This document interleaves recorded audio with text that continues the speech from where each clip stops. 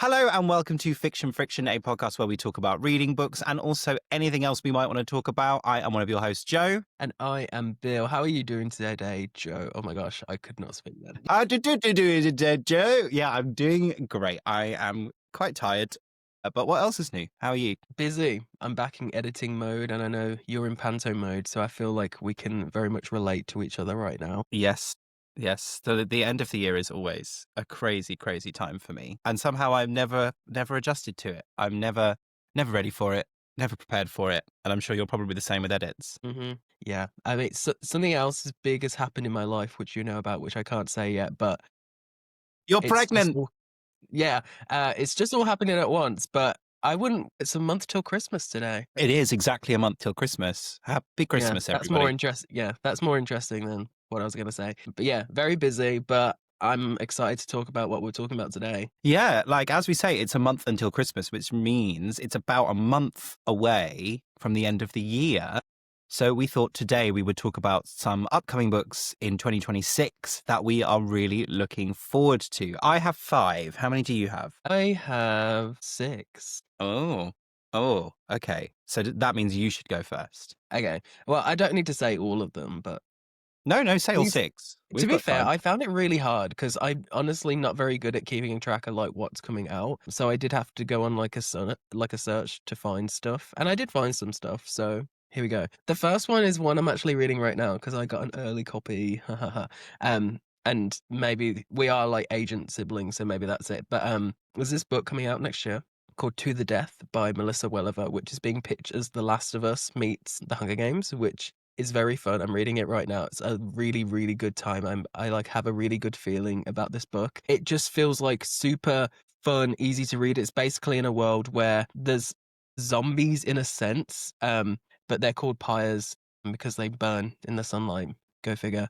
It's basically this world where there's kind of been, for at least what I can tell so far, is that it's like things are kind of separated and people are stuck on this island with these pyres, but they kind of know how to deal with them. Like they're separated enough they can like be shot and killed, whatever. But basically, there's this competition that comes along, this reality TV show that if you win, you get kind of like an off from this island. And I don't know, it seems really fun. I'm like halfway through and I'm having a very good time right now, and I think it's going to resonate with a lot of people. It's that funny thing, isn't it, about all zombie media that they just refuse to call them zombies? Well, they do say the word zombie in this, which I did appreciate, and they're like they're not Okay. zombies because they're still alive. It's yeah, I still need to know like the logistics around them.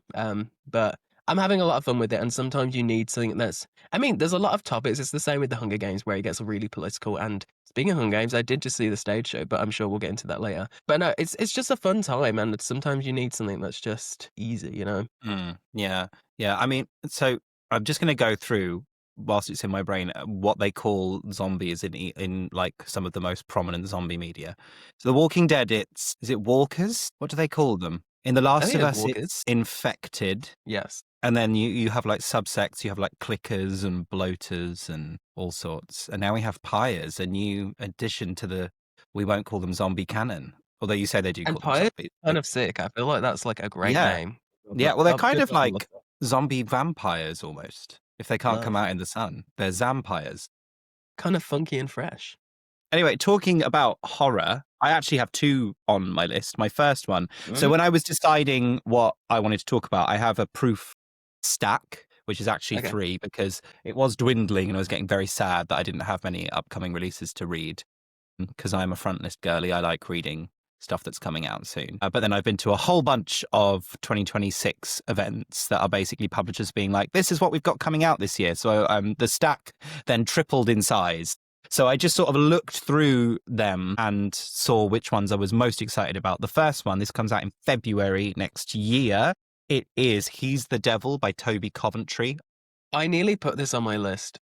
A Did he moment for the write cover. Brat, or is that a different author? No. So this is his first book. He Okay. is he was a film scout. He was a book to film scout, and he has done all sorts of other stuff to do with film. This is his first novel. It's been described as Stephen King meets Atessa Moshfegh, which I Mhm. just think sounds really great. It's about this guy called Simon, and he is very neurotic. Like he likes a very tidy flat. He's constantly employee of the month at this very fancy restaurant that he works at. He lives in a flat with his best friend, but the best friend moves out, so he gets a new flatmate called Massimo. But Massimo is kind of strange. Like, the smell of meat will just emanate from his room. And once he moves in, Simon starts to have like really weird dreams. It just sounds really, really fun and camp and sort of silly. So I'm very excited for it. That does honestly remind me of the cover of Bratz. Do you know the book I'm thinking of? I do. Yeah. It's got like a I'm man not just making shouting it on up. it. Yeah. No, Yeah, I'm not just no. making that up. I know what you're Okay. talking about, yeah. But no, it's not the same guy. But it comes out in February. I love the proof. The proof looks great because on the back as Yeah. well, they've got all of the they've made it look like a movie poster. So I think it Mhm. sounds really, really Oh, that's fun. sick. It's queer. It just sounds fun. I'm looking forward to it. When I did go through the Waterstones website to look for mine, and that one did pique my interest. So I probably shall be picking that one up. Well, I'm going to read it soon. So I'll probably talk about it at some point. Epic. My next one is not horror, but there's some horrors in it because this one I've read her memoir, and I'm sure you know which one I'm going to talk about. But this is Half His Age by Jeanette McCurdy. As I Oh, said, yeah. why this is. I did forget it was coming out, and then I saw it plastered on the Waterstones website. And I was like, yes, I'm going to read that. I found, I don't know, I'm just very intrigued to see how Jeanette works with. I don't know. Her memoir I found very, very personable. Go figure. But it was just, I think, listening to like the audiobook of that one as well. It's narrated by her, and she does such a such a good job, and like making you laugh, even though it's like the most like horrific thing you've ever heard in your life. And I don't know. I'm just really intrigued to see how she'll do this. This is very much, I think it's like 17-year-old teachers sort of thing, but obviously it's Jeanette McCurdy. There's going to be like a huge commentary on the whole situation. I know I did see people when she announced this, they're like, "Oh my gosh, I can't believe she's romanticizing this." Like, guys, it's Jeanette McCurdy. It's Yeah. not going to be that no. at all. Well, I think some people struggle with discerning the difference between endorsing something and discussing it. Some people see someone talking about a relationship between a 17-year-old girl and a teacher and think that they would be romanticizing that. I read a book last year called Everything's Fine, I think. And it was, to be fair, I think the marketing did it wrong. It was shown as like a romance, but really it was about a black girl who gets in relationship with a guy who increasingly reveals himself to be more and more right wing. And people were like, I can't believe they're romanticizing this. And I was like, I don't think that's what they were doing. So I really don't think Jeanette McCurdy will be doing the same thing with this. Well, knowing Jeanette McCurdy and like her past with Nickelodeon and Dan Schneider and shit, I think it's very obvious like what this is kind of going to entail. And I think just given her history, she's going to do it in a very, very good way, hopefully. I know, I'm very intrigued. And I mean, the first like novel, I think it'll be a really big deal too. So I assume this is going to be a huge book next year. Yeah, it's the same publisher as He's the Devil. And when I went to the event for this the other day and picked it up, she sent in a video. She wasn't there, sadly. But she said she was writing something else and couldn't get on with it. And then this other idea presented itself. So she went, oh, I'll just see how this goes. And apparently this novel just like spilled out of her. So yeah, I bet. hopefully that bodes well. Yeah, you know what? Now we're on the topic, Jeanette McCurdy, real quick. Obviously, that memoir came out, was it like 2021, 22? The paperback's only just come out. That is wild. I thought that, but that just must mean people were still buying that hardback. Well, there was originally a paperback schedule, but then I think because it was just selling so much that they just kept pushing it back and back. Because if you guys don't know, the listener don't know, the reason it goes to paperback is because it's kind of like a second wind of sales and people will wait for the paperback. But if it's selling so much in hardcover, they're going to keep it in hardcover for as long as possible. I remember Addie LaRue by V. Schwab. That was in hardcover for like 3-4 years until it finally went into paperback. It's very interesting, but it's all business. Yeah. Like, I saw it the other day because she posted on her Instagram story, like, saw this in the airport, it's finally out in paperback. And I was like, it's only now out in paperback? Because, you know, when you've read a book and you've had it in hardback, you kind of like, that's it now. Your brain does. I don't even register it sometimes. So I hadn't really thought about it. I don't walk through the non-fiction section that much. The non-section, yeah. The non-section. So I just kind of put it to the back of my mind. But then I saw it on her Instagram story and was like, it's only now? Like, Jesus Christ. People have been paying 20 quid for this book for 3 years. Mm-hmm. Crazy. Anyway, the second book I have today is another horror. It is The Hill in the Dark Grove by Liam Higginson. Higginson. It's giving literary, the cover. Yeah. I think it's literary horror. It is a folk horror. It is about these two sheep farmers, their husband and wife, I think, Carwyn and Rhiann. They're sheep farmers in North Wales. One of them, when they're walking out in the woods, the husband discovers this stone circle and becomes increasingly obsessed with it. And the wife is sort of coming to the realization that this man isn't the man that she sort of married. They become more isolated as it gets colder. It sounds very fun, very folk horror, very spooky. And I've had a couple of friends read it already and say that it's very, very good. So I'm looking forward to it. Apparently, it's very similar to Andrew Michael Hurley. He's the guy who wrote Starvacre and The Lonely. So yeah, I'm looking forward to it. Is that set in the UK, did you say? Yes, it's set in North Wales. Yeah, I was going to say, anything that's set, I feel like in the UK, automatically, especially horror, like the folk horror, it just immediately adds to the creepiness. Yeah. I feel like I talked about it. I like when people asked me, I was like, why did you set your book in the US? I was like, because it the setting really affects the vibe of the story. And I imagine if I'd set my book in, I don't know, the Moors, it's going to be a completely fucking different book. You know, I don't know, but Yeah, definitely. that one Well, sounds really also, fun. I'm also looking forward to the fact that it seems like British horror is kind of having a bit more of a moment, because I feel like Yeah, we for don't sure. we don't have that many British horror writers anyway. It feels much more of an American thing. So I'm looking forward to these Yeah. two sort of big literary horror releases next year. That No, one, I've sorry, no. this comes out in January. I forgot to say, 8th of January. That's like January's huge for British horror actually, because The Lamb by Lucy Rose was January last year, and that was huge. Another huge British horror hit of the year. There's definitely more, but yeah, I might have to pick that one up too. Yeah, it sounds really good. It sounds really, really good. Anyway, what is yours? Okay, my Third. next one is literally completely different, and this is a nostalgia pick. The Last King of Fairy by Cassandra Clare, which is the first book in the Wicked Powers, which is the final trilogy in the Shadowhunters world. Period. It's going to be done. Last 3 books ever. Admittedly, I've not read every single book because there's so many of them, but I'll read them eventually. But this is like huge. I really haven't read too much into it, but I'm pretty sure that we're getting like adult POV of like Clary, who's like the main character from the original. It's gonna just tie everything together. I know every time Cassie's talked about it, it's like obviously it's like a culmination of everything, but we're kind of I mean, we've had these plot threads. I think The City of Bones came out in 2005. So what, 21 years now of like story finally wrapping up. It just feels like very like wild that it's been going on for this long. Because like series as an author as well, it's so difficult to get a trilogy, and this is what 20 books now. It's wild. Like to get my trilogy, I had to fight for that. Like sales had to be like shown for them to be like, okay, maybe we'll do this.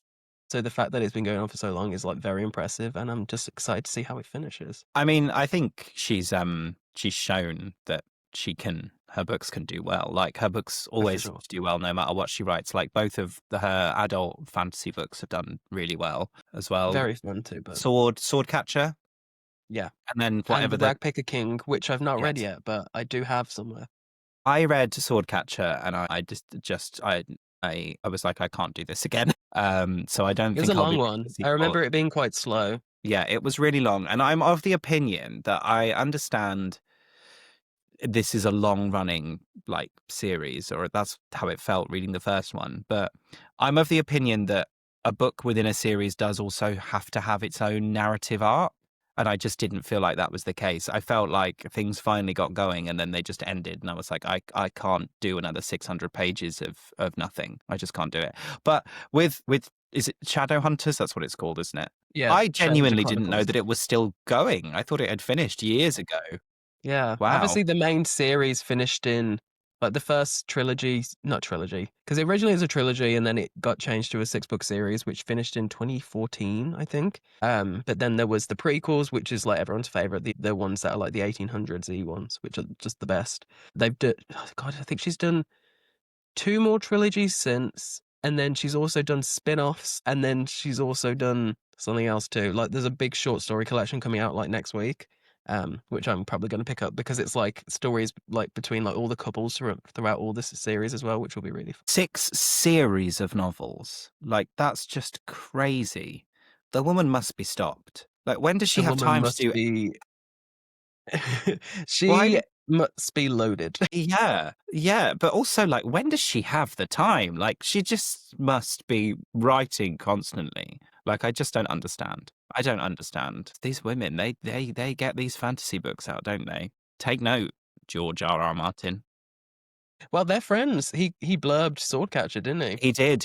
Yeah, he did. He did. Maybe Cassandra can have a word with him. Hmm. Right, sidebar. Do you think The Winds of Winter is ever going to come out? I kind of want to say yeah, but I feel like it's going to be like another 10 years.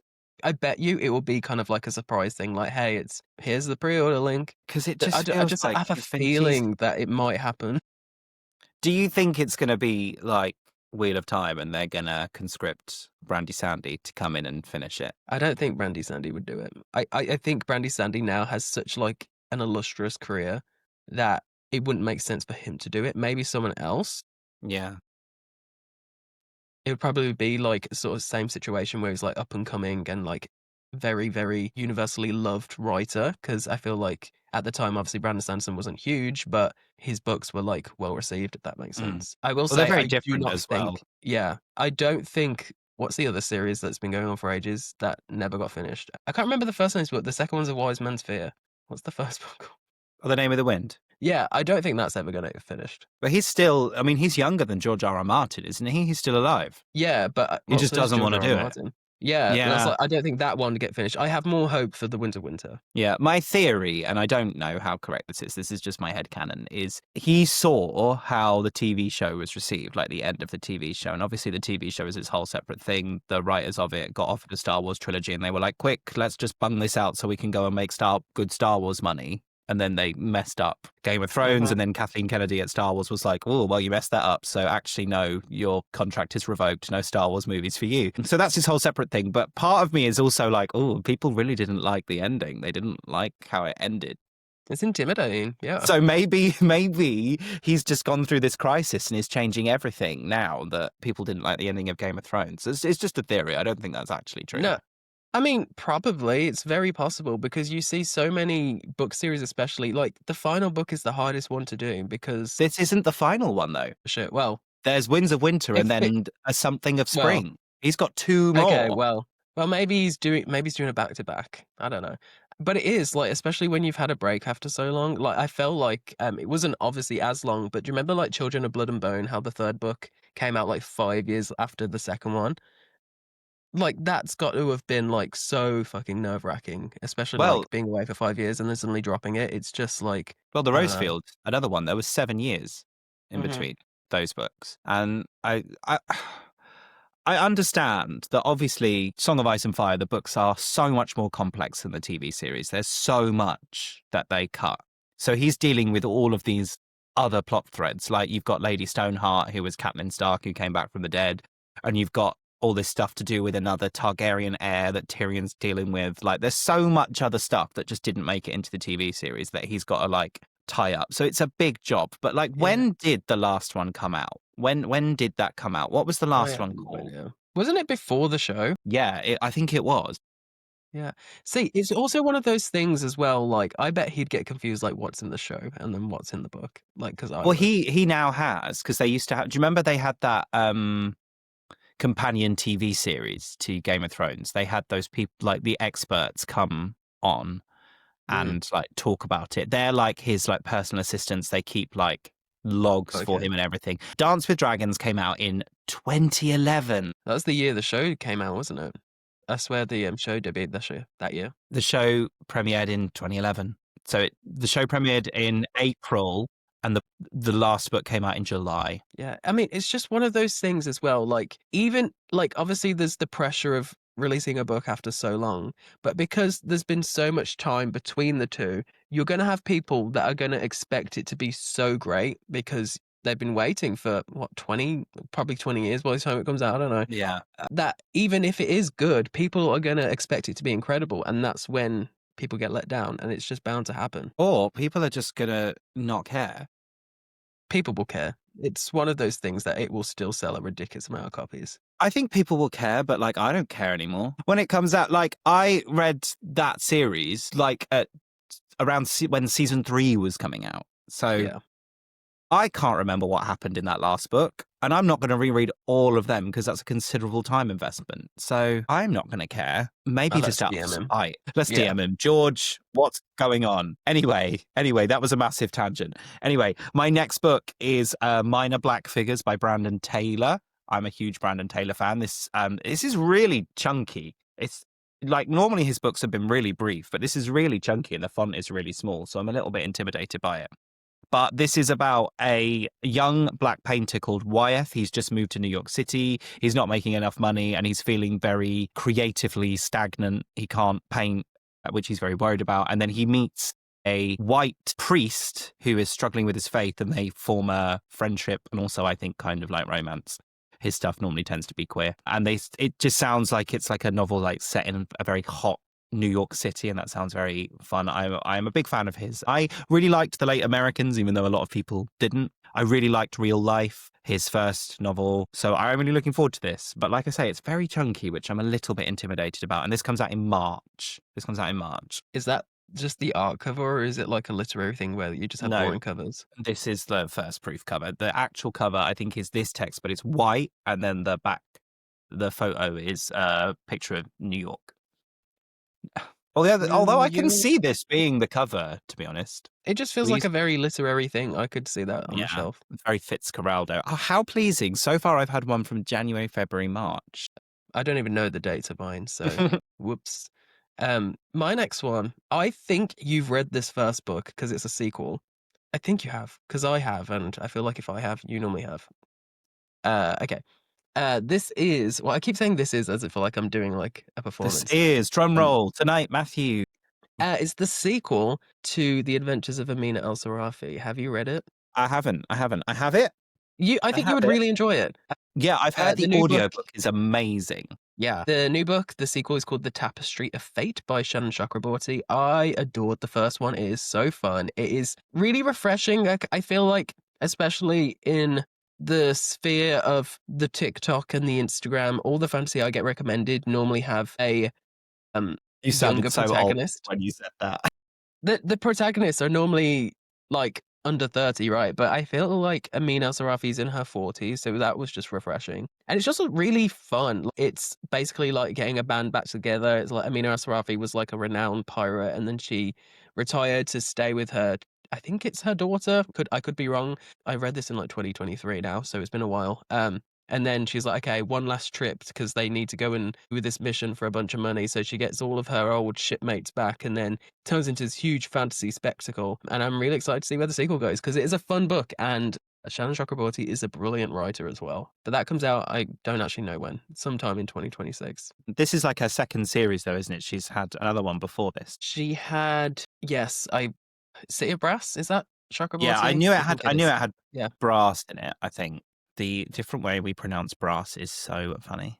I'm too brummy. Yes, the Daevabad trilogy. That's it, yes. The City of Brass. I never got to them, but everyone raves about them. It's just Amina El-Sarafi was like, just sounded really fun to me at the time. And I have the cool US version. So I was going to say, I hated the UK cover for the first one, but the second one, the UK cover, actually is quite nice. I liked it.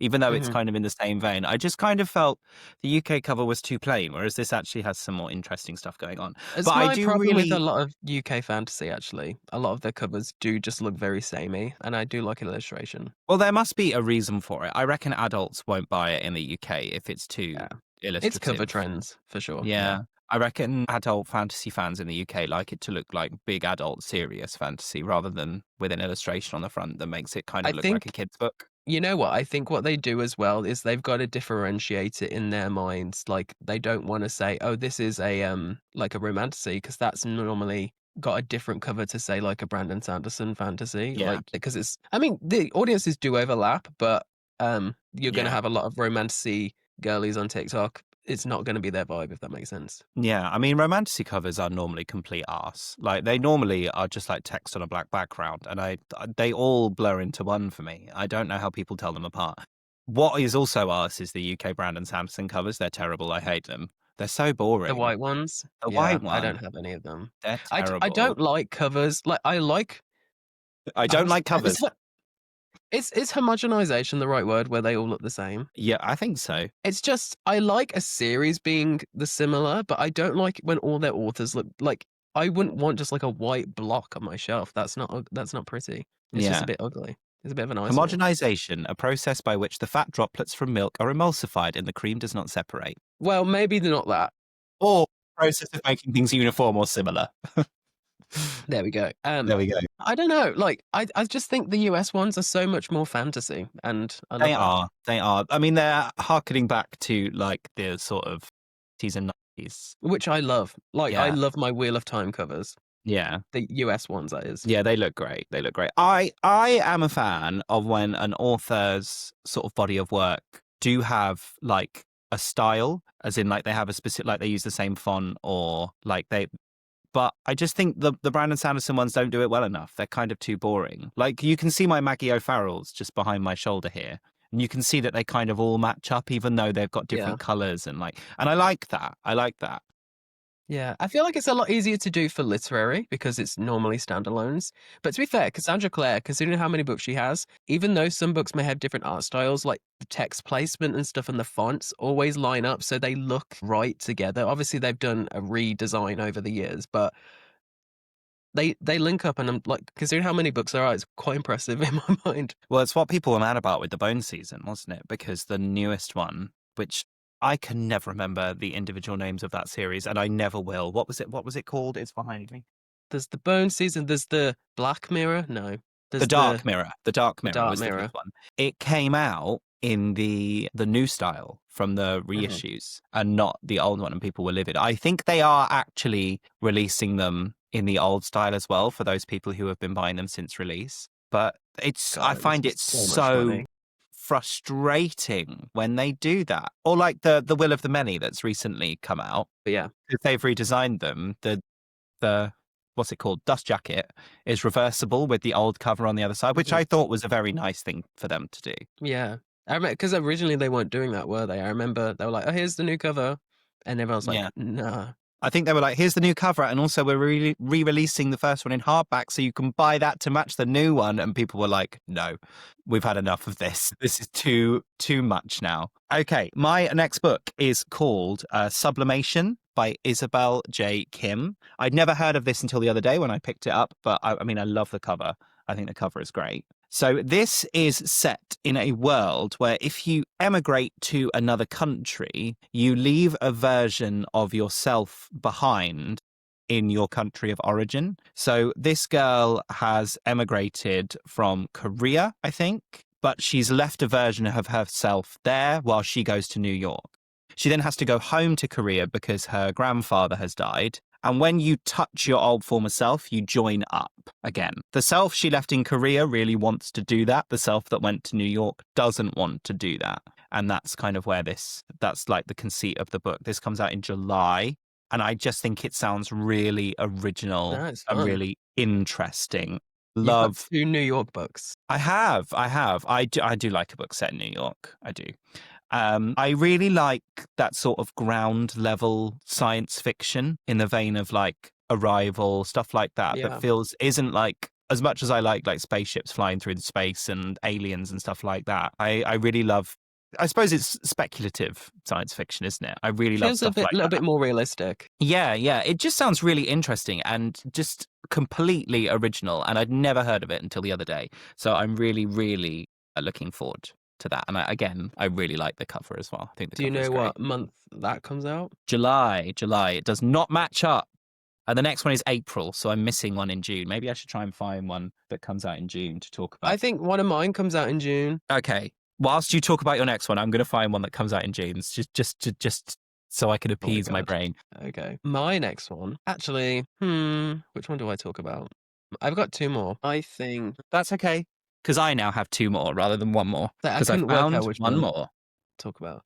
I'm going to Talk talk about about them this both. one next. Do you want me to talk about both of them? No. I mean, at some point, talk about Okay. both of them, because I now Okay. have 2 rather than So 1. I'm gonna now talk about the new book by Farida Abike-Imade, who wrote oh my gosh, what did she write? She wrote the book about the school and the stuff. Oh my gosh, what's it called? Oh, Ace of Spades, which was like a really Yeah, yeah, big yeah. book in 2021, I want to say. Brilliant book. But this is her new book. It's called The Heirs. It's basically, I believe at least, it's like set at a school, which most of Farida's books are. Basically, it's about about this billionaire guy and all of his offspring. And they're all like kind of different. They've all kind of got their quirks and they've got to solve a mystery or something. I don't know. It just sounds really fun. I think all of Farida's books, they have kind of like a really good hook and premise, and this is no different. And I think immediately when you have a billionaire, there's going to be some fun kind of hijinks there's going to be probably crazy set pieces and stuff, which is always really fun to read about. And she's a brilliant writer, and she's a really lovely person too. I met her at the Hunger Games midnight thing. We were on a panel together, and she is lovely, and I shall be reading. Also, I feel like there's probably going to be some commentary about billionaires in there, which I'm always here for. For sure, yeah. I'm always, and when I say commentary, I mean condemning and damning of billionaires. So That's one thing that's actually in my next book as well, and it's very fun to write about. Actually, it's very, very fun. yeah, I can imagine. I can imagine just writing wish fulfillment about getting rid of all the billionaires. It must be really fun. Anyway, my next book, which comes out in June, is A New Skin by Sarah Wang. Again, I Oh, love that this cover's cover. creepy. It's so good, isn't it? I really, really like books about plastic surgery, which this book is about. This is a novel about a woman whose mother has had so much plastic surgery that she no longer resembles her mother. She looks like a completely different woman, but she's got a lot of botched plastic surgery. And like the tagline of this book, the way the author sold it is, how would you feel if your mother got so much plastic surgery that you no longer recognized her? And I think that sounds, again, like a really, really interesting premise. But the mother also goes on a reality show called American's Beauty Extreme, a reality show where botched plastic surgery victims compete for reconstructive surgery. So it just sounds really interesting. It sounds really current and very interesting. I'm going to say interesting one more time, just so I've said it loads of times. And that one Does comes it out in June. sound interesting? It sounds interesting. It sounds, I am really interested by books about plastic surgery. There's a horror book called Natural Beauty by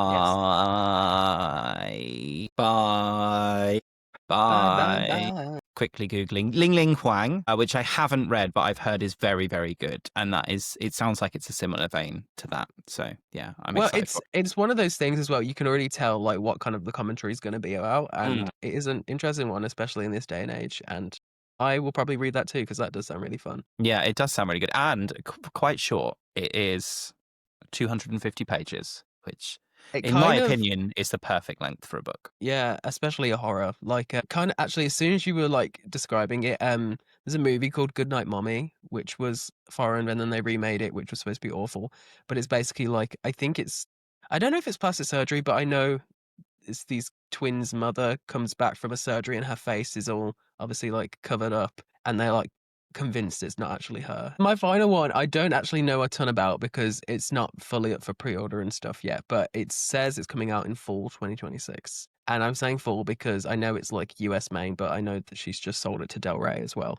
So it's called Moth's Blood. It's by Lindy Jung or Young. I can't remember which one it is. But she has been like documenting her author, like she queried many books, got an agent. She's had two agencies, books side on submission, and this was like her one that kind of like hit it big. It's basically a fantasy dark academia set in Paris, which love. And just by the sounds of it, it sounds really, really good. I know, like just watching her videos, I can tell that she's a great writer as well.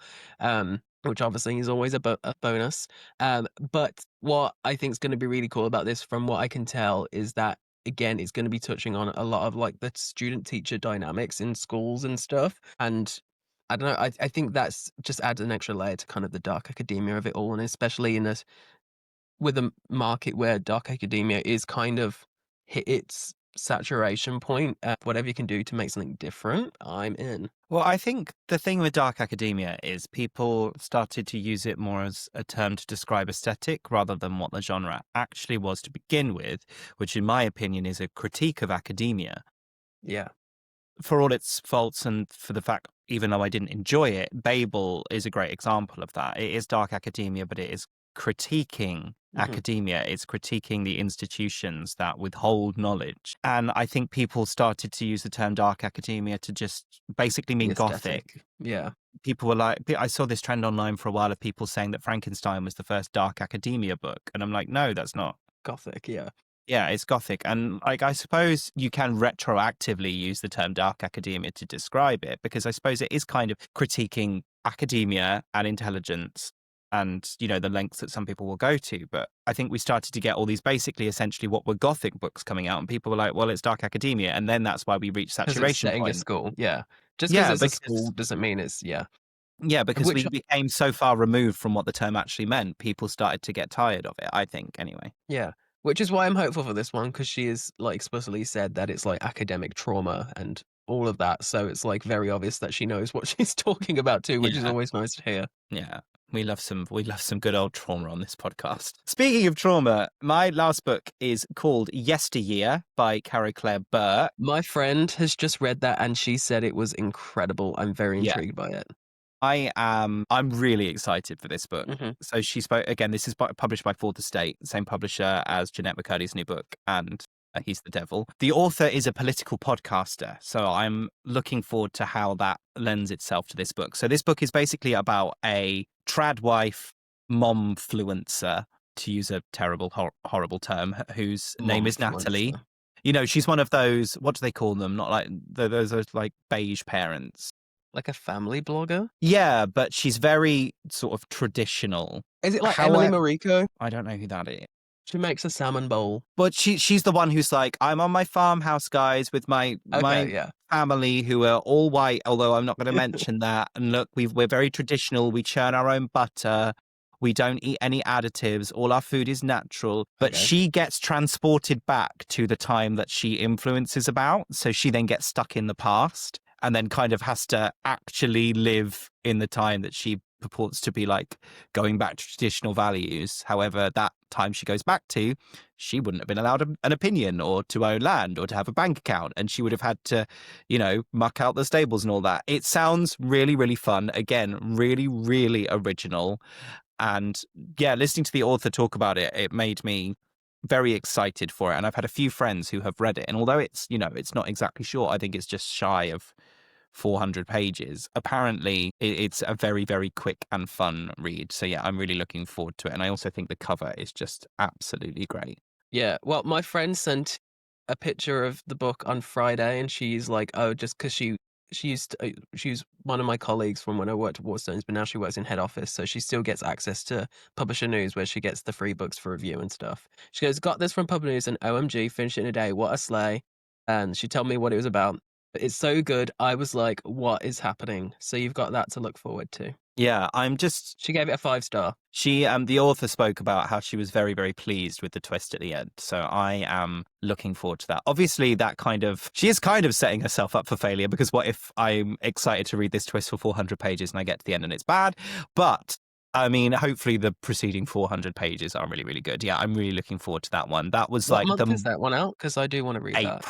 April. This was the one that people were most excited about at the event I got it from the other day. I bet. So yeah, I'm really looking forward to that one. That's all my 6. Is that all your 6? It is on my 6. Wonderful, wonderful. Well, those are just some of the very exciting books that are coming out next year. So I'm looking forward to next year. I don't want to say this year has been dry, but I've noticed this year that more of my favorite books have not been books that have been published this year necessarily. Interesting. Yeah, so To be looking fair, forward to next this year. has not been my year reading wise, so I don't actually know. You've been I've a read a very lot busy of like unreleased stuff. That's the thing. Now that it's literally my job, when I do get time to read, it's normally like for blurbs and stuff. So a lot of my stuff either has not been announced yet or I can't really talk about. But yeah, I kind of agree with your statement. Anyway, well, what a downer note to end that on. Anyway, now we're going to talk about one thing we've been reading, one thing we've been watching, and one other thing we've been doing. William, what have you been reading at the moment? Well, I already mentioned To the Death, which I'm reading right now. I did just finish. What did I finish? What is that book? I can't tell. Clearly made a big impression. I started reading because I wanted to see what was like, because of like I can't spoil stuff, but like I'm doing something right now work wise, and I'm just trying to like gauge the whole romantasy thing right now. So I'm reading one of those books right now.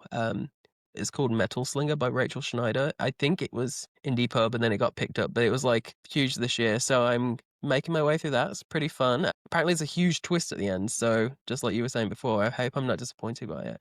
Uh, I don't know. I'm having a lot of fun with it. I think the thing I like the romantasy thing is really weird, just anyway, just like how it's perceived, I guess. But I like something that can do something different with the genre that's so saturated, and I feel like this is doing that so far.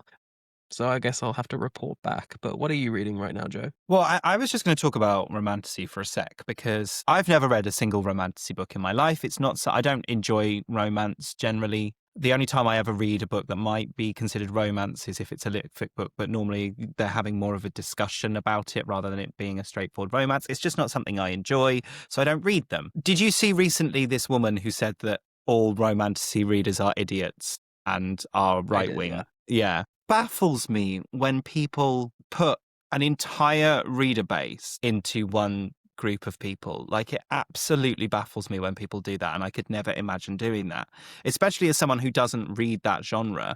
And she said, you know, like all romantic, it's like right-wing ideologies. And I was like, have you read every romantasy book that ever exists? Because what, they all do that?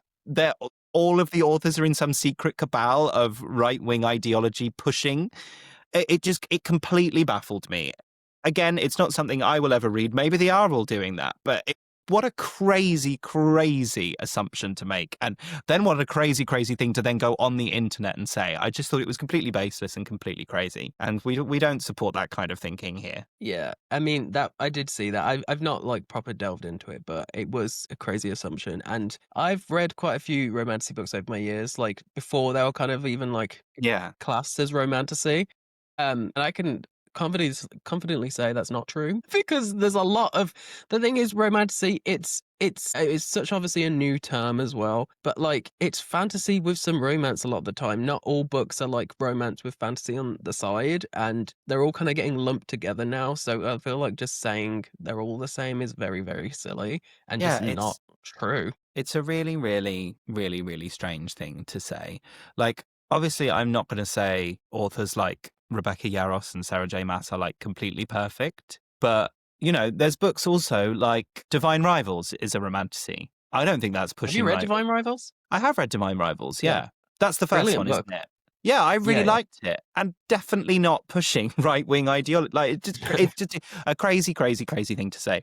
Anyway, the thing I have been reading is a book I think you have read, and I think it might be my favorite book of the year. I think it might be one of my favorite books of all time. I mentioned it last video, I think. Yeah, I think it's one of the most well-written books I've ever read. It is The Dutch House by Anne Patchett. I can't put into words how this woman does this. She's a witch. Like, I don't know how more people don't talk about her. I don't know how she's more widely read. Maybe she's more widely read in America because I don't think she's very widely read over here. I don't know how she hasn't won more awards because this book was so perfectly plotted, structured, written. It felt so real. And if you don't know, The Dutch House is primarily about a brother and sister. I think it starts in the 50s and follows them over about 40 years. They live in this huge house that was built by these Eastern immigrants in the US. I think they live in just north of New York or that area. My American geography is not very good. They live in this huge, almost like stately home called the Dutch House because they were the people who built it were Dutch. And it's like made of glass. It's this beautiful house. Their mother leaves them. The father marries essentially a wicked stepmother who, when the father dies, ousts them from the house. And they're kind of, for the rest of their lives, always just thinking about this huge house that they had. It's just wonderful. Like, it just is an absolute feat. And I think because you're so wrapped up in the story and the characters when you're reading it, you kind of, and it's the same thing, I felt the same way with Tom Lake, you kind of forget just how incredible a writer Patchett is because of what she's doing structurally. It's just so brilliant. It's just so brilliant. So brilliant. I can't believe I've waited this long to read it. I've had it on my shelf years and I just absolutely loved it. I thought it was wonderful. I also, because I wanted to keep reading it when I didn't have time to sit down and read it, I got the audiobook and it's read by Tom Hanks. And it's, again, just these massive movie stars just keep doing the audiobooks for her books because Meryl Streep did the one for Tom Lake and it was absolutely incredible.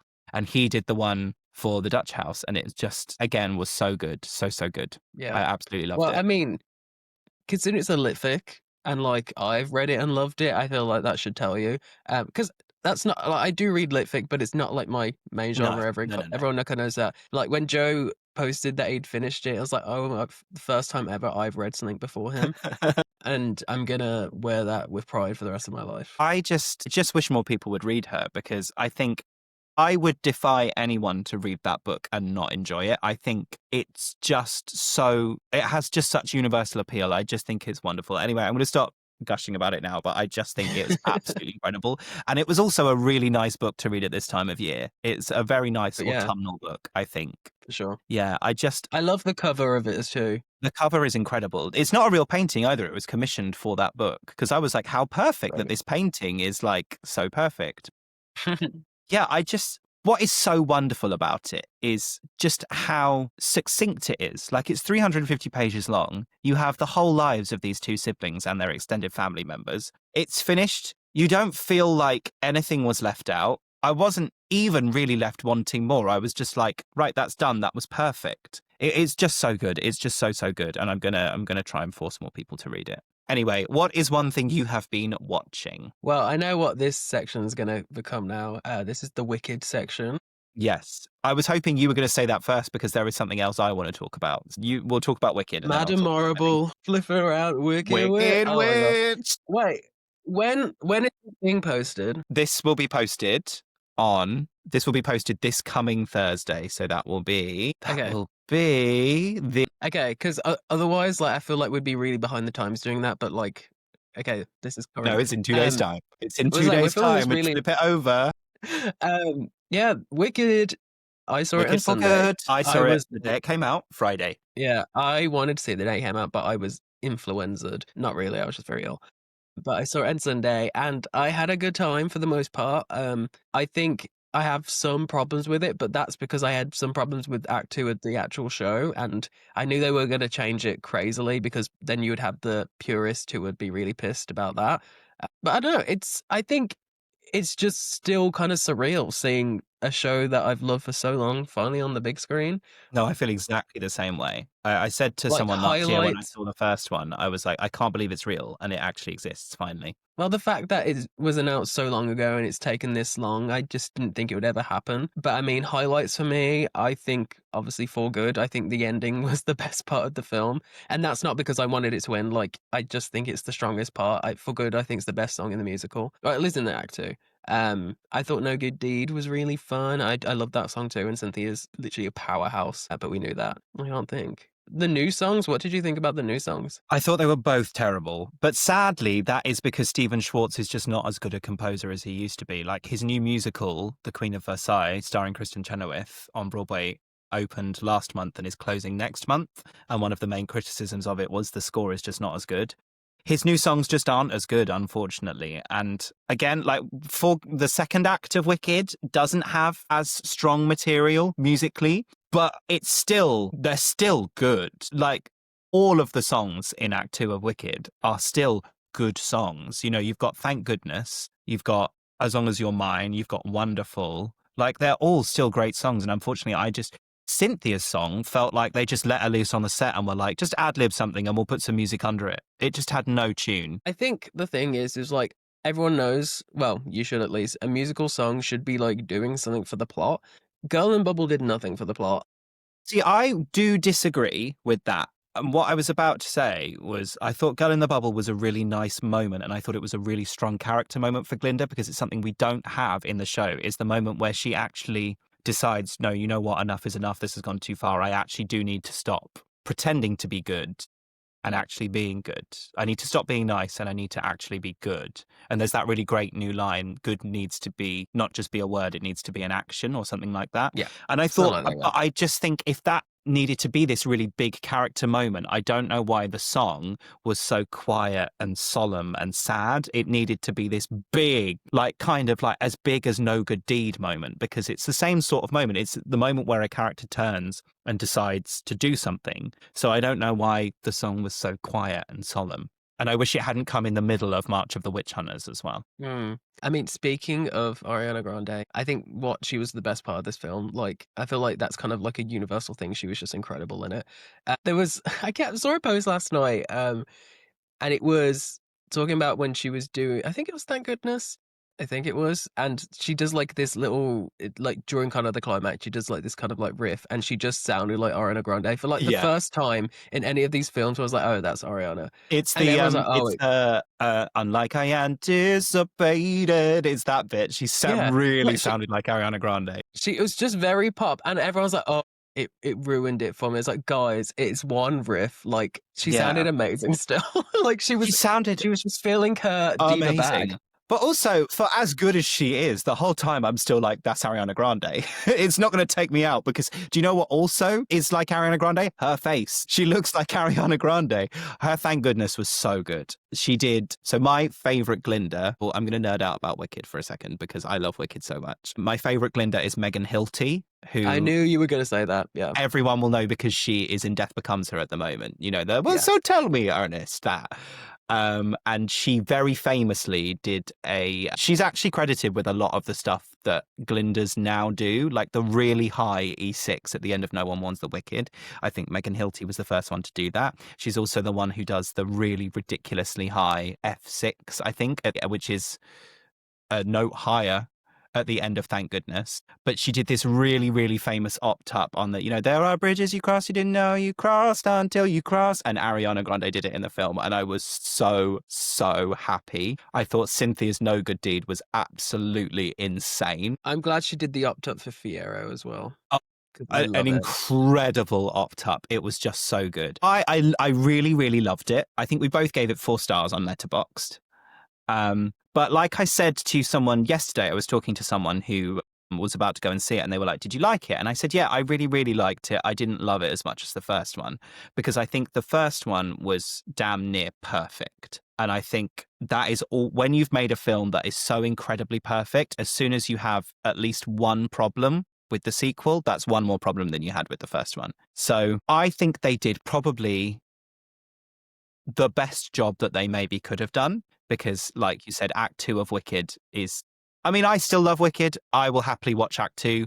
I think when you're watching it and you're in the moment, the problems don't really present themselves. It's only when you go away and think about them that they do. So they didn't start off on the best foot because Act 2 isn't the greatest, you know, dramaturgically speaking. I think they did the best job that they could. But I still really, really liked it. Yeah. There were things I would change, but I would get rid of both of those new songs. I don't think they needed to be there, and I think it would have saved 10 minutes off the runtime. Yeah, that's the thing. It's just like little gripes I have with the new one. Nothing crazy. Like, then there's things that you obviously can't change, like Act 2. But like, it's in like a universal experience. Like, my mom isn't like a huge theatre person. Like, she knew some of the songs from the first act, and that was like her problem. It's like there's like no bangers in part 2. Yeah. It's like, yeah, there isn't. Obviously, there you've got in closest to banger is probably No Good Deed. I think For Good is probably the best song in Act 2. In my And opinion, I think when No Good Deed happens is when the movie actually gets started. I feel like you Mhm. are, up until that point, it feels very episodic. Like people are just kind of going things and doing random things. Like the bit with Nessa Rose feels very separate to the rest of the Yeah. plot. And you've got that weird scene with Bok at the train station. Like it's just, that was my main issue with the film. And then once we got into the second half of it was when I really was like, okay, now I'm in this. So I wish maybe that first half had just been truncated a little bit, because I think that's where most of the issues for me anyway were. I thought all of the new musical additions in pre-existing songs were really great. I loved the new introduction to Wonderful. I liked that Glinda was in Wonderful. I think that made it that made Elphaba's choice to kind of agree to go with the wizard at least for a little bit more believable. I agree. Yeah. I liked the new stuff at the start of the film, that new kind of extended number we got, where we got that sort of minor reprise of The Wizard and I thought that was really cool. Unfortunately, that is the bit that Michelle Yeoh sings in, bless her. I don't know why they would make her do that, because Madame Morrible doesn't sing that bit in the musical. It's just some random I'm still convinced. ensemble member. Yeah, I'm still convinced that John Chu and Michelle Yeoh have a history. Like, she was in Crazy Rich Asians, so obviously he asked her because they're friends. I still believe that Kiala Seta was originally supposed to be Madame Morrible. because Yeah. she kind of was in this for literally like 2 seconds, like She us literally, running you away just in the saw her go, wedding. whoa! And that was Yeah, it. so there was obviously stuff that was filmed that got cut, but like she would have made such a better Madame Horrible, or even oh my god, who is it from Abbott Elementary, and she played her on That Broadway. Oh, literally what's her name? exactly what I was about to say was Cheryl Lee Ralph. Cheryl Cheryl Lee Ralph. Lee That's it. Yeah. Ralph would have been because right, okay. I love Michelle Yeoh as an actress. I think she's incredible. I love Everything Everywhere All at Once. I think she's a great actress. And in the scenes where she didn't have to sing, I thought she was good. Mhm. I still don't think she was right. Because when I think Oh, of Madame Morrible, like one of my favorite lines in the musical is when they're deciding basically to, if we haven't said already, massive spoilers for Wicked for Good. The bit where they're like, yeah, we're going to kill Elphaba's sister and then she's going to come and we can catch her. She goes, a change in the weather. And then there's this like huge like thunder and lightning effect. And that is the vibe I want. I want Madame Morrible to be huge and ridiculous. And Michelle went for a very, very different vibe. And I just don't think it fit for this huge, colourful, campy movie. So no, I I agree. would have loved either Cheryl Lee Ralph or Hannah Waddingham. I think both would have Mhm. been absolutely incredible because I did think it was notable that the only substantial bit of music they cut was the Madame Morrible section in Thank Goodness. You know, the day you were for summoned for an audience with Oz, they cut that completely because obviously she couldn't sing it. I always find it interesting when they cast people who aren't great singers and they're like, yeah, we cut that bit because it was unnecessary. And it's like, well, no, It's not just really. She just it's couldn't sing just it. yeah, it's when you think about it, like Michelle Yeoh said, she's like when she got asked to do it, she was like, I can't sing. It's like, oh well, work it out. It's like you can't work it out. It's Wicked. It's not like it's like some easy songs. Wicked is like known to be like a hard musical to sing Yeah. because the notes are wild, especially with what people have done over the year, and people kind of see it as like the norm to like opt up on a lot of stuff. It's it really frustrates me. It really Well, does. yeah, and But as much as I loved Marissa Bode in the part, again, I still don't think the singing was great. But unfortunately, I think had everyone else not been, you know, you've got Cynthia Erivo, greatest vocalist of all time. You've got maybe one of the biggest pop stars in the whole entire world who also has an incredible voice, Ariana Grande. You've got two musical theatre performers. You've got Jonathan Bailey, who has an incredible voice, and you've got mhm. Ethan Slater, who has an incredible voice. When you put other people next to them, they're just not going to compare. Marissa Bode, I thought acting wise, she was great, but as soon as she had to sing in The Wicked Witch of the East, just the emotion wasn't there for me. It felt very robotic as well. Yeah, it did. I did. I think it did. I think there was some tuning going on there. That scene where she's out in that storm though was so sad. Mhm. Where she's like, anyone? And they're all like shutting the doors on her. Oh my god, it was so sad. It was so sad. Yeah, I think they didn't make her evil enough either. I feel like in the show it's very much dictator, and I wasn't really feeling that. Yeah. Well, I think that's because she has a naturally like sweet demeanor. And I think Yeah. the scenes that were added kind of did add to that, you know, where she won't let Bok leave. But I wish maybe Mhm. we'd gotten to see, it felt like they very much wanted to get that all out of the way so we could get to like No Good Deed in the rest of the film. Because Yeah. that all I'm sure a lot of stuff was cut as yeah, well. that all happened very quickly, I felt. That all happened very, very early on in the movie. Because, like, gets turned into the Tin Man, and then you don't see him again until March of the Witch Yeah. Hunters, which happens like half an hour before the end of the movie. Speaking of that, Cowardly Lion, I was so disappointed. Yeah, all of that teasing, and for it to be Coleman Domingo, who is incredible, and I love him, and he had like 3 lines, and he What was also the cut point? off the end note of the Mhm. new song, which is admittedly a good part of a not very good song. All of that, for him to have 3 lines. No wonder they left it so late because they didn't need him until like 3 months Yeah. ago. 3 months ago. Yeah, I mean, I really liked it. I really liked it. I'll probably go and see it again in the cinema. Do Yeah, you me too. think it looked ugly? No, honestly. I felt like this one looked more colorful than the first. I think my problem with the first movie, in terms of color grading, it looked the worst at Shiz because it was very bright and white. And like when in The Wizard of Oz, when she goes into the cornfield or whatever, I that was ugly. But like even when there's like the flashback, I think it's during No Good Deed when she's back in Shiz, immediately the color just felt off. It was just too washed out. And obviously a lot of this is happens in the Emerald City or in Munchkinland or whatever, and the colours are there. I don't know. What do you think? Something different? No, not at all.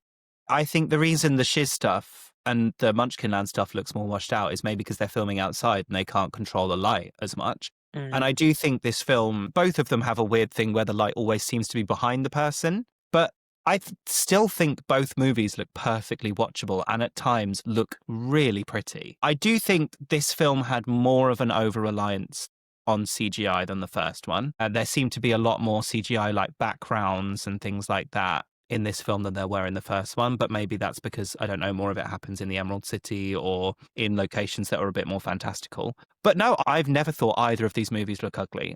I will say I'm probably not the best judge because I don't know what it is in the cinema. I just kind of like zone out and I'm just in it. So I don't, unless like say like the CGI is like glaringly obviously bad, then yeah, it takes me out of it. But normally it's not something I notice, which I know is bad. But like, yeah, I've definitely seen films where like the color grading is that bad that I can tell. But Wicked's never really been one of them. I think the scene that took me out was, again, spoilers, the de-aging of Jeff Goldblum. It's Well, that was literally on not the good. screen. It's on the screen for like 5 seconds, but that Yeah. was like, oh yeah, that looks awful. That was not good. What I don't understand, well, Alphaba's only supposed to be about what? She's a teenager in the first movie, and this one is set about 4 years after the first one. She's only supposed to be about 20 years old. They could have just used Jeff Goldblum and put foundation on him or something. Like, that I looked think weird. they just go too drastic with it. Like, you didn't need to do that much, I don't think. Yeah. I liked it overall. I'll go and see it again. I will watch it again. I didn't love it as much as the first one, but maybe that's just because we'd already had the first one by this point. I wouldn't say the novelty's worn off as such, but the first one was just so good that I think it was never going to compare. Yeah, But I agree. anyway, we've spoken about Wicked for probably about 20 minutes now, so we should probably move on. The thing I have been watching is Pluribus on Apple TV. Mm-hmm. It is so good. So we're, I think, halfway through the first season now. I think it's been given a 2-season order. This is made by, is his name Vince Gilligan, the guy who made Breaking Bad? Yes, I have seen about this, yeah. And it stars, she has a very, very funny name. I think her name is Rhea Seehorn. She is a romantasy author, but she's also, like, in all the marketing and stuff, has been dubbed as the unhappiest woman in the world. Like, she is a romantasy author because it sells really well and she makes a lot of money. Her wife is also her literary agent, and she's like, yeah, it makes a lot of money, we're happy. Carol, her name is, the protagonist, wants to be a serious author. She's written a serious book that hasn't been published. They've just finished a book tour. They get home when all of a sudden everyone starts like twitching and going crazy, and then everyone gets back up again. And everyone, apart from 8 or 9 people in the whole entire world, has been taken over by this hive mind from space, essentially. It's not actually from space. Like, they explain it, it's a bit complicated. But basically, there's like a frequency coming from space. Some scientists tried to replicate it, and it turned everyone into a very overly happy hive mind, apart from Carol and 6 other people. The hive mind are very, very happy, very polite, will do anything the unconverted people want them to. But they're also trying to figure out how to convert them as well. And that's the conceit of the series. Carol is actively trying to figure out how to stop this. What it is an excellent exploration of what it's like to be one of the few people who are not using AI chatbots to live your life. There's a really excellent conversation in the most recent episode where Carol sits down with one of the people and tries to get them to be mean to her about her books. They're like, what do you think of my books? And they're like, we love them. We think they're great. And she's like, okay, be more specific. And they're like, generally, we think they're amazing. And she's like, no, give me a specific. And they're like, on page 52, we love the description you give of this person's coat. It's wonderful. It's so pointed, but also very funny, sometimes quite dark. It's just really, really great. I didn't expect to enjoy it as much as I have, because I am one of the few people who could never get into Breaking Bad. I've tried several times, couldn't do it. So I was a bit apprehensive going into it, but I've really, really enjoyed it. I think it's really, really great. I think there's 8 episodes in the first series. I think we're halfway through, and I'm really enjoying it. That sounds really fun. Like, I'd seen... I feel like I'd seen someone talk about it, but not about what it was about, and I'm kind of hooked. I might have to try and see if I can get a free trial for Apple TV again. Yeah, because who has Apple TV? I feel like the only person with Apple TV. The amount of people I'm know, like, oh, have you watched this thing? It's on Apple TV. And they're like, who has Apple TV? I'm like, I do. I've had it like sparingly over the years. I think I got it because my parents were watching Hijack, the Idris Elba show at one point, Oh, yeah. which actually kind of made some noise. I did watch, is Severance on Apple TV, or I just made that up? Yeah, I watched Severance on there, so that's why. There's so much good stuff on there. Slow Horses is on there, which is excellent. Down Cemetery Road is on there, which is also really good. It's I another watched the Rebecca Ferguson thing, Silo. Silo. Silo is great. There's so much good stuff on there. None of it seems to be bad. It seems like they've done one bad show, which was that Jason Momoa one where no one could see. I think it was called Well, See. they will spend the money to make a show great, but then they just refuse to market it for some reason. Yeah, I'm fairly certain I've already talked about this, but one of my favorite memes that I see sometimes on the internet is like, we at Apple have really, really put a lot of care and money into this program, and we hope the 6 people who watch it really enjoy it. It But seems like yeah, Severance is really the only one that's kind of broke through the mainstream that yeah, people will watch. But I'm sure yeah. everyone's just getting free trials to watch it because who the hell is buying another subscription service? Yeah, I really do think Apple TV is worth it because whilst their catalog isn't huge, there is just so much good stuff on there. Quality. There is so much good stuff. I think Pluribus is having a moment. I am seeing a lot of love for it on the internet, and for good reason. It's really, really, really great. And it feels like one of the first things, because obviously AI and specifically AI chatbots that people actively talk to and get them to do stuff all the time is such a new, modern, current, recent thing. It's nice to have something that is discussing that and engaging with that, because that's very much what it feels like it's about. So I'm looking forward to seeing where it goes, because I don't know whether, obviously it's been given a 2-season order. It's not a mini series. It's something I think they want to continue. And like I say, we're halfway through the first series. It'll be interesting to see how this series ends, if it's going to be solved. I doubt it probably will. Yeah. And, you know, it might end up being one of those shows where the mystery is always more interesting than the way that it actually gets solved. So we'll see. But I am enjoying it so far. No, I'll definitely watch it. Like, now that we're on the topic of Apple TV, I want to say the reason that I don't think Apple TV is successful is because a lot of streaming services rely on children's TV. And I think that's one thing that Apple is just not really cracked. Because I've just pulled it up now and there's like not much here. But like there's no like really big name things. There's Harriet the Spy animation, but like in this day and age, what is a kid gonna care about Harriet the Spy? Like there's Charlie Brown and Snoopy, but again, modern day children, do they care about that stuff anymore? The stuff I think they really rely on is prestige adult television. Mm-hmm. And I think that doesn't work necessarily when you look at the models that Netflix and Disney Plus more so now are using. They're just throwing everything at the wall to see what sticks. You've got, you know, endless amounts of reality television. You've got more children's programming than you could ever imagine because they just don't want you to ever leave it and go to somewhere else. Whereas Apple TV are like, we're going to release 6 really well crafted television series a year and hope that people come to them, because Shrinking is on there as well. That's another really great program. It's the Jason Segel one where he plays a therapist, the one with Harrison Ford in it, which is so, so good. All of their stuff just seems to be really good. And I do think people who get Apple TV and who watch the stuff on there do stick around like we have. We've had it for a really long time. And I'm hoping more people do. I'm hoping people give Apple more Yeah. money because I God think knows they yeah. need it. That poor suffering corporation.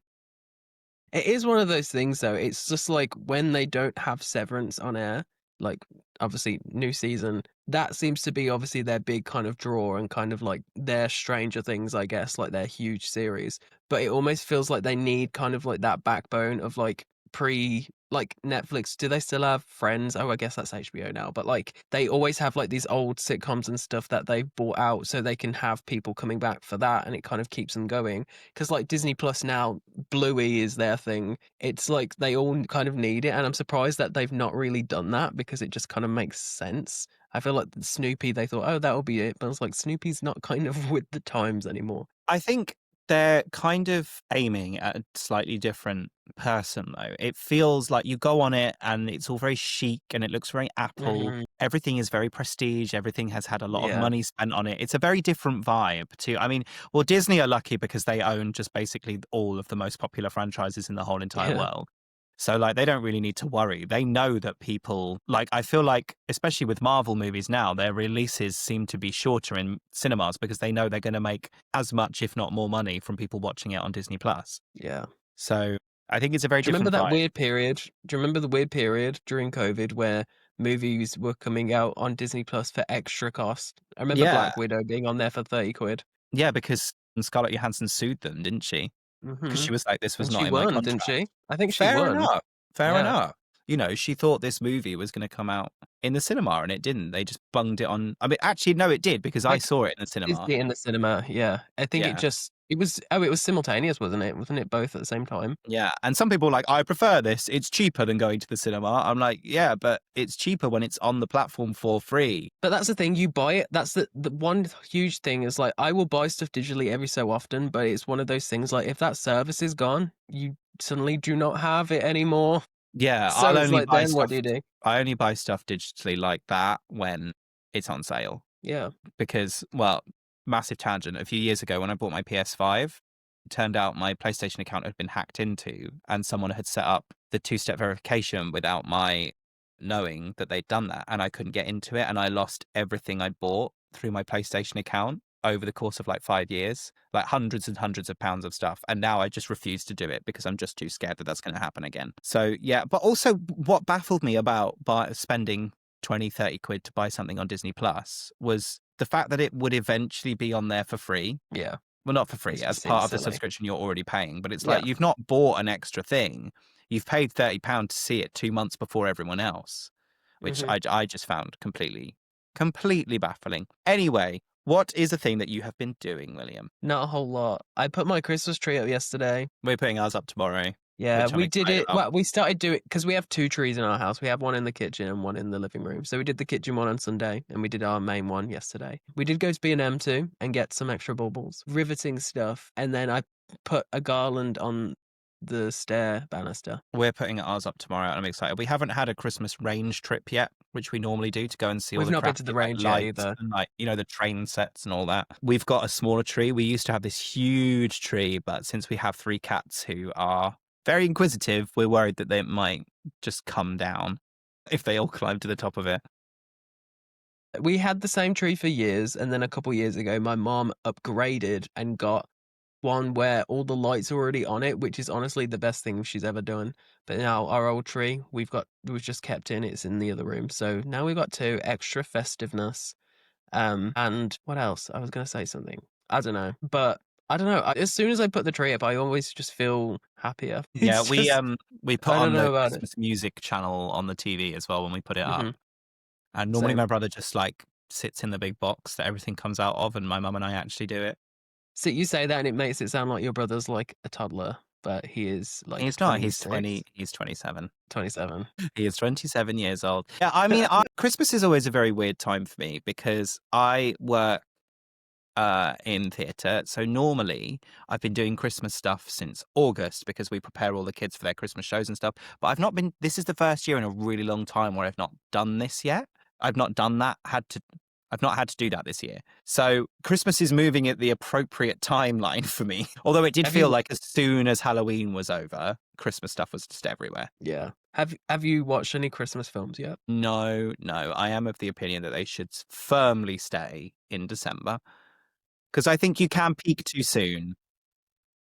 Although my grandparents did watch The Holiday in July this year. I was gonna say the first Christmas movie I normally watch is The Holiday because it's not too Christmassy, and I normally watch that like the last week of November, so I will probably watch it kind of this weekend. We'll probably, or at least I will watch probably my favorite Christmas movie, which is Muppets Christmas Carol. A good So one.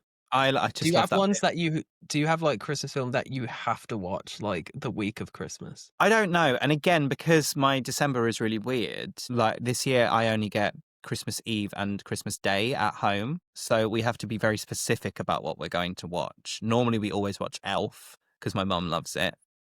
We Mhm. normally watch The Holiday. Normally Love Actually. We're not going to do that this year because we're boycotting Keira Knightley in our house for obvious reasons.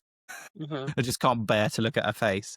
So, but we'll have to be a bit more selective because I'm home for such a short amount of time. So I don't know. Mhm. Also, I don't know what Christmas TV is going to be on this year. I don't watch TV. I have no idea. No, but normally we used to go out and buy the Radio Times and then circle everything Yeah, that we wanted to my watch. grandparents do that still, so I'll borrow theirs. To be I fair, do like looking through it. I'm probably about as old as your grandparents mentally. I am going to Iceland on the 27th, which is very fun and exciting. And I'm hoping to see the Northern Lights this time because Okay, they're in my sorry. next book, so I need to see them in person. I thought you meant the shot. No, I the was like, real wow, Iceland. the real actual Iceland, not the that's why Mhm. mums go to Iceland shop. Yeah, Okay, and I'm that is a so lot more excited. exciting. That is Yeah, a lot more I'm exciting. very we do need to go to Shop Iceland, though, to get Christmas party food, though. Yeah, maybe Kerry Katona will be there. Maybe I'll get her. Maybe. She was down the road, actually, because she was on tour with Katie Price, and that was only down the road from here. Wow, wow, 2 British icons.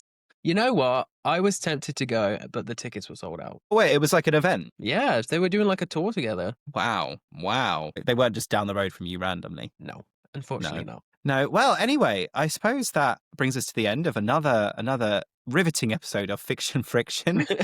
William, where can the people find you on the internet? You can find me at Bill Reads on TikTok or Bill Reads LOL on Instagram because Bill Reads was taken. What about you, Joe? You can find me at Joe Reads on TikTok, where I might post something eventually, maybe, or Joe Reads with 2 S's on Instagram because Joe Reads was taken. Please do email the podcast if you have any books that you're excited about next year that we didn't talk about at fictionfrictionpod@gmail.com. You can also follow the podcast at fictionfrictionpod on Instagram. Please do rate the podcast on where you listen to them. Has anyone ever emailed us? No one's. I literally just checked. No, that our email address is very, very sad and empty. It's just Google One day. verification emails. I'm going to check to see if anyone's rated us yet. Has anyone rated us Please yet? be our first email, guys. Be our first email. Be our first rating. No one has rated the podcast yet. I swear I've seen a rate before. No one's there, and there's no ratings on Apple Podcasts. I haven't checked Spotify. I'll Have a look rate on us. Spotify. Yeah, but that just feels sad. Don't make us rate our own podcast, guys. Imagine if we rated it, but gave it 2 stars. No ratings on Spotify. Is that something you can actually do on Spotify? I'm not sure. But you can rate it. Yeah, you can rate it. We'll get there. We'll get there. One day. This is only episode 5 after all. It feels like we've been doing this for years already. Anyway, thank you so much for listening. We will see you in a fortnight's time. Goodbye. Bye. Bye.